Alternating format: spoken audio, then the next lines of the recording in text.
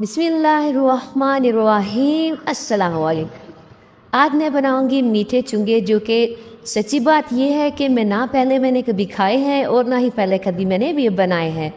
इसे मीठी वर्की पूरी भी कहते हैं। ये बहुत ही क्रिस्पी, करारे और बहुत ही टेस्टी बनते हैं। सब कुछ डिटेल से बताऊंगी ताकि आपकी ये रेसिपी ख़राब ना हो। तो इसके लिए वीडियो को एंड तक जरूर देखिएगा। फिर वीडियो अच्छी लगे तो उसको लाइक और शेयर ज़रूर कीजिएगा, क्योंकि जो गलतियाँ मुझसे हुई हैं वो मैं चाहती हूँ कि आपसे ना हो। लेकिन फिर भी मेरे बहुत अच्छे ये चुंगे जो है वो बने हैं। इसको मुहर्रम में भी लोग बनाते हैं और आप इसको मुहर्रम से हटकर भी बना सकते हैं। अपने मेहमानों के लिए बना सकते हैं, उनको बहुत पसंद आएंगे। तो चलिए मैं इस सादा सी रेसिपी को और टेस्टी करारी रेसिपी को बनाना शुरू करते हैं। तो मीठे चुंगे बनाने के लिए सबसे पहले हमने आटा गूंदना होता है, जिसके लिए यहाँ पे मैं ले रही हूँ 2 कप मैदे के। आप आटे से भी बना सकते हैं, लेकिन मैदे से ज़्यादा टेस्टी बनते हैं। तो यहाँ पे मैंने ले ली है 2 चुटकी के करीब। जो यहाँ पे मैंने नमक ले लिया, नमक इसमें ज़रूर डालिएगा, उसमें इसका टेस्ट बहुत अच्छा आता है। इस तरीके से इसको अच्छा से मिक्स करेंगे। यहाँ पे मैंने 1/4 कप घी का ले लिया है, लेकिन मैं एकदम से ये सारा नहीं डालूँगी इसमें। हम थोड़ा थोड़ा डालेंगे। जैसे ही आपको मैं बताती हूँ कि ये किस कंडीशन में होगा, फिर हम घी को नहीं डालेंगे, ठीक है। तो ये देखिए थोड़ा सा और डाला है। अब इसको फिर से अच्छे से मिक्स करेंगे। अच्छा, मैं ना काफ़ी दिनों से इसको देख रही थी यूट्यूब पे। जब भी यूट्यूब खोलो तो सामने चुंगे की रेसिपी आ रही थी और देखने में बहुत मज़े के लग रहे थे। तो फिर मेरा दिल किया कि मैं भी बनाऊँ। तो देखा यहाँ पे इस तरीके से आपने मुट्ठी बना के देखनी है। तो जब मुट्ठी बन जाए तो समझ लें कि आपने जो घी इसमें डाला है वो बिल्कुल ठीक है। देखिए इतना बच भी गया है। तकरीबन 2 टेबलस्पून भर के इसमें यूज़ हुए हैं 2 कप आटे में, ठीक है। यहाँ पे 1 कप मैंने पानी लिया, जो कि यहाँ पे तकरीबन वो भी कितना इस्तेमाल होगा वो मैं आपको दिखा देती हूँ। इस तरह थोड़ा थोड़ा करके डालती हूँ आपने। ना तो बहुत ज़्यादा सख्त इसकी डो बनानी है और ना ही बहुत ज़्यादा सॉफ्ट, दरमियानी सी आपने इसकी डो जो है वो रखनी है, ठीक है। इस तरीके से आपने पानी थोड़ा थोड़ा डालते हुए आपने इसको गूंद लेना है। तो मैं आपको दिखा देती हूँ कि पानी कितना यूज़ हुआ है। ये देखिए मैंने 1 कप पानी लिया था, तो ये तकरीबन 3/4 कप के करीब पानी यूज़ हुआ। लेकिन आपने भी पानी थोड़ा थोड़ा ही इस्तेमाल करना। अच्छा, यहाँ पे मैंने थोड़ा सा इसके ऊपर जो है इसको घी से ग्रीस करके रख दिया, कवर करके रख देते। इतनी देर में हम अपनी चाशनी बना देते हैं। इससे क्या उतनी देर में हमारा जो आटा है वो बहुत अच्छे से सेट हो जाएगा। यहाँ पे 1 कप मैंने चीनी का ले लिया है और 1 कप ही मैं यहाँ पे पानी का यूज़ कर रही हूँ। तो यहाँ पे हम ये भी डाल देंगे, इसको पकने देंगे, मिक्स कर देंगे। अच्छा, फ़ौरन से मिक्स कर देना चाहिए, क्योंकि अगर आप फ़ौरन से मिक्स नहीं करते ना तो चीनी का फिर वो नीचे से जलने का खतरा होता है। यहाँ पे देखिए मैंने ना थोड़ा सा खोपरा ले लिया था, जिसको मैं कद्दूकश कर लिया, वो मैंने डाल दिया है। ज़रूरी नहीं है, आप बाद में भी डाल सकते हैं। यहाँ पे मैंने 3 अदद इलायची के दाने निकाल के वो पीस के डाल दिए और एक टीस्पून यहाँ पे पोपी सीड जाने के खसखस जो होती है वो भी डाल दी। इससे फ्लेवर बहुत अच्छा आता है और उस ऊपर जब ये लगती है ना चूहों के बारीक बारीक से, तो दिखने में भी बहुत अच्छी लगती है। यहाँ पे देखिए ना तो बहुत गाढ़ी है और ना ही बहुत पतली। देखिए हल्की सी ये चिपचिपी सी है, तार बन रही है और टूट रही। बस इतनी सी आपने ये चाशनी बनानी है, ठीक है। बस चाशनी यहाँ पे हमारी रेडी है। अब आटे को देख लेते हैं। यहाँ पे आटे को देख लेते हैं, उठाते हैं और यहाँ पे देखिए आटा कितना हमारा सेट हो चुका है, बहुत ही ज़बरदस्त किस्म का। तो यहाँ पे इसकी आप देख लें कि किस तरीके का आटा होना चाहिए। तो बहुत ही ज़बरदस्त सी आटा यहाँ पे सेट हो चुका है। इसको अब मैं एक रोल बना लूँगी। ये मैं आपको चेक करवा देती हूँ कि ऐसा आटा होना चाहिए, ठीक है। तो यहाँ पे इसको रोल बना लेते हैं और इसकी भी कटिंग करते हैं। जितने जितने आपने इसको पीड़े बनाने हैं उतनी आपने इसकी कटिंग कर लेनी है। तो यहाँ पे कटिंग में कर लेती हूँ। इससे क्या होता है कटिंग करने से कि एक जैसे पेड़े बनते हैं। अगर आप वैसे ही बनाएंगे ना तो कोई बड़ा बन जाएगा, कोई छोटा बन जाएगा। तो इसके बाद सेम वैसे ही जैसे हम रोटी के लिए पेड़ा बनाते हैं ना, इसी तरीके से सारे पेड़े बनाकर आपने रख लेने हैं। तो मैं आगे आपको बता देती हूँ कि यहाँ पे देखिए सारे पेड़े मैंने बना लिए। फिर आप एक बेलन लेंगे, इस तरीके से जैसे हम रोटी को सेम बेलते हैं ना जैसे पकाने के लिए, सेम इसी को भी इस तरीके से मैंने खुशके में लगाया, यानी कि मैंने मैदे में इसको लगाया है और इसको बेल लेंगे। जितनी ये बड़ी आपसे हो सके आप उतनी इसको कर लें।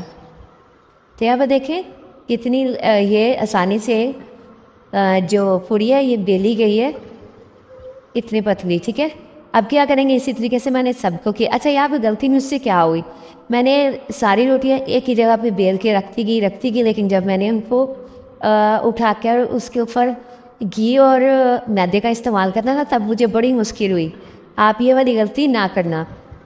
आप इसको बेल के अलग अलग जगह पे रखना या फिर पुचका लगा लगा के रखना, ताकि वो आपस में चिपके नहीं, क्योंकि गर्मी का मौसम है तो फ़ौरन ही चीज़ें मेल्ट हो रही हैं। यहाँ पे अब आपने क्या करना है, आपने घी एक रोटी के ऊपर अच्छे से सारा मेल्ट करके फिर आपने जो है पुचके को छिड़काव करना है। ठीक है, यानी कि मैदे का छिड़काव आपने करना है। उसके बाद फिर से वही रिपीट करना है। आपने घी लगाना है, रोटी रखते जाना है, घी लगाना है और पुचका लगाते जाना है। ठीक है, ये आपने सारी रोटियों के साथ करना है। और उसके बाद आपने इसको हाथ के साथ ही ऐसे फैला देना है। देखिए, मैंने हाथ के साथ ही फैला दिया, क्योंकि बहुत इजीली ये हाथ के साथ ही पूरे बेलन पे जितनी मेरे पास स्पेस थी मैंने इसको फैला दिया। ठीक है, मुझे बेलन की ज़रूरत नहीं पड़ी। लास्ट वाली रोटी पे भी ऐसे किया और पुचका लगा दिया। और अब हम इसको रोल कर लेंगे। रोल हमने बहुत टाइटली क्यों बनाना है इसका, देखें, बहुत हल्के हाथों से नहीं बनाना, टाइट करके आपने इसके रोल को इस तरीके से कवर करना है। ठीक है, आप दरमियान से कटिंग करेंगे। कटिंग आपने ऐसे करनी जैसे आरी चलाती हैं। ठीक है, ऐसे ही नहीं कि बिल्कुल सीधी रखा और कट लगा दिया, नहीं, कट नहीं लगाना। आपने इसको हल्का हल्का, जैसे हम आरी का इस्तेमाल करते हैं ना किसी चीज़ को काटने के लिए, उस तरीके से ही आपने नाइफ से, ये नाइफ ज़रा छोटी थी, फिर मैंने नाइफ बड़ी ले ली थी और मैंने सबकी ही कटिंग कर ली थी। लेकिन मैं आपको एक दिखा देती हूँ कि अगर आपने दूसरे तरीके से कटिंग की ना, तो इसके अंदर जो हमने ये लेयर्स बनाई हैं वो लेयर्स ख़त्म हो जाएंगी। ठीक है, तो मैंने क्या किया था, मैंने तो इसको बेला नहीं था, मैंने तो इस तरीके से लेयर निकाल ली और हाथों की मदद से इसको इस तरीके से हल्के हाथों से फैला दिया था। और ना तो बहुत ज़्यादा मोटी रखनी है, ना बहुत ज़्यादा पतली रखनी है, दरमियानी सी है, वो मैं आपको दिखा देती हूँ। इस तरीके से मैंने सभी को हाथों से ही बेल लिया था, मुझे बेलन की ज़रूरत नहीं पड़ी थी। मैं आपको दिखा देती हूँ। देखिए, सभी को मैंने इस चीज़ से कट करके रख लिया। सारी जो चुंगी है मैंने इनको सबको इसी तरीके से हथेली पे रख के हाथ से बेल लिया था। देखिए, ना तो बहुत मोटी है ना ही बहुत पतली है, तो ये सभी को मैंने इस तरीके से कर लिया। अब यहाँ पे हमने जो ऑयल है वो मीडियम फ्लेम पे अच्छा खासा गर्म कर लिया है। तो जब आप अच्छा खासा गर्म कर लें फ्लेम को, तो फिर मीडियम लो फ्लेम कर लें। ठीक है, फिर इसको हमने मीडियम लो फ्लेम पे हम इसको बनाएंगे। तो यहाँ पे जितनी इजीली आ रही थी फ्राई पैन में, मैंने उतनी डाल दी। तो इसी तरीके से आप अपने बर्तन के हिसाब से डालें, लेकिन बहुत ज़्यादा ना डाल दें कि ये देखें इसको अच्छी खासी इनको स्पेस मिल रही है, इसलिए मैंने इतनी डाल दी थी। जब नीचे से हल्का सा कलर ये पकड़ लें तभी आपने इसको पलटना है। ठीक है, ये देखें यहाँ पे हल्का सा नीचे से इन्होंने कलर गोल्डन ले लिया था, तभी मैंने इसकी साइड को चेंज किया है। याद रहे कि मीडियम लो फ्लेम पे आपने इनको पकाना है। अगर आपने इसको तेज़ आंच पर पकाया तो ऊपर से फ़ौरन कलर आ जाएगा, अंदर से ये कच्ची रह जाएंगी। तो यहाँ पे दूसरी साइड से भी बहुत अच्छा गोल्डन कलर आने पे मैंने अब इनको निकाल लिया। इस तरीके से आपने किसी छन्नी पे निकाल लें ताकि एक्स्ट्रा जो ऑयल है वो इसमें से निकल जाए। जहाँ पे एक जो हमारा पूरा वो निकल चुका है, तो इसको साथ ही हमने डाल दिया है अपनी चाशनी में। चाशनी में हमने इसको सिर्फ 5 से 7 मिनट के लिए रखना है, बहुत ज़्यादा देर के लिए नहीं रखना। तो बस ये देखें, इस तरीके से आप अगर कोई ऊपर आ गई तो उसको आपने चम्मच के मदद से जो है वो इस तरीके से हम चाशनी में एक दफ़ा डिप ज़रूर करना है। ठीक है, अब ये सारी अच्छी से डिप हो चुकी थी, तो अब इनको निकाल लेते हैं। माशाल्लाह बहुत ज़बरदस्त, बहुत टेस्टी बनी थी। और इसकी आप लेयर्स देखें, आपको नज़र आ रही होंगी, और टेस्ट बहुत ज़बरदस्त था इसका। मैंने आज जैसे कि आपको शुरू में ही बता दिया था कि मैंने इसको फ़र्स्ट टाइम बनाया है और फर्स्ट टाइम ही इसको हमने खाया है, तो वाकई में ये बहुत कमाल की बनी थी, बहुत ही टेस्टी। आप इसको बनाएं और आप इसको क्या नाम है, आप मेहमानों के आगे रखें, मतलब में इसको एज अ स्नैक्स के तौर पर भी आप इस्तेमाल कर सकते हैं। बहुत ज़्यादा टेस्टी बन रही, देखिए कितनी क्रिस्पी है ये, और इसकी एक एक लेयर अलग हो जाती है। और जो इसके अंदर चाशनी का टेस्ट है ज़बरदस्त लग रहा था। मतलब आप इसको बनाएंगे ना तो आप हाथ नहीं रोक पाएंगे इसको खाने के लिए ना, कि इतनी टेस्टी बनती है। तो मुझे उम्मीद है कि आज की ये वाली रेसिपी भी जो मैंने आपके साथ शेयर की है, जो कि मैंने फर्स्ट टाइम बनाई है और बहुत ज़बरदस्त बनी है, आप भी बनाएंगे बहुत ज़बरदस्त बनेगी। तो कोई मुश्किल इसमें काम नहीं, बहुत ईजी है। बस आपने ख्याल रखना है कुछ चीज़ों का कि इसमें जो आपने ऑयल डालना है, घी डालना है, वो कितना डालना है वो ख्याल रखना है। और इसको जब आपने फ्राई करना है कितने टेम्परेचर पे फ्राई करना है, जैसे कि मैंने आपको बताया उतने पे आप करेंगे तो बहुत अच्छी क्रिस्पी करारी आपकी ये टेस्टी बनेगी।